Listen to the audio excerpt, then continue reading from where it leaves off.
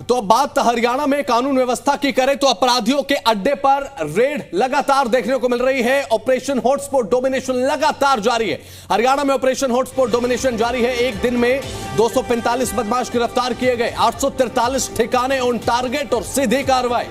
Arms act के 10 मुकदमे और 12 गिरफ्तार हुए।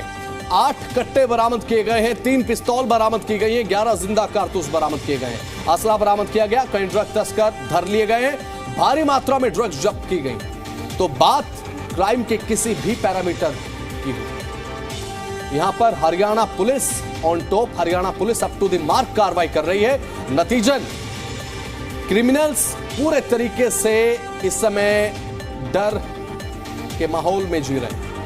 हरियाणा के डीजीपी ओपी सिंह, जिन्होंने सीधे तौर पर कहा है कि अपराधियों के लिए हरियाणा नहीं है, अब अपराधियों के अड्डों पर लगातार रेड जारी है। आर्म्स एक्ट के 10 मुकदमे में 12 गिरफ्तार, उनसे 8 कट्टे बरामद किए गए हैं, पिस्तौल 3 बरामद की गई है, 11 जिंदा कारतूस बरामद किए गए हैं। हरियाणा के डीजीपी ओपी सिंह का एक्स पोस्ट आपकी स्क्रीन पर दिखा रहे हैं। दर्जनों ड्रग तस्कर को पकड़ा गया है, भारी मात्रा में ड्रग्स बरामद किए गए। इसका मतलब यह बहुत बड़ी कार्रवाई यहां पर देखने को मिलेगी।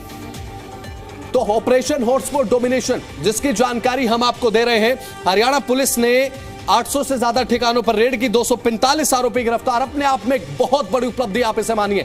अभियान में 114 मुकदमे दर्ज किए गए और यह बड़ी उपलब्धि ऑपरेशन हॉटस्पॉट डोमिनेशन। 8 कट्टे, 3 पिस्तौल, 11 जिंदा कारतूस बरामद, असला बरामद किया गया। 24 किलोग्राम चूरा पोस्त यानी कि मादक पदार्थ और 3.4 किलोग्राम यहां पर मादक पदार्थ बरामद किया गया। 608 ग्राम हेरोइन बरामद की गई है।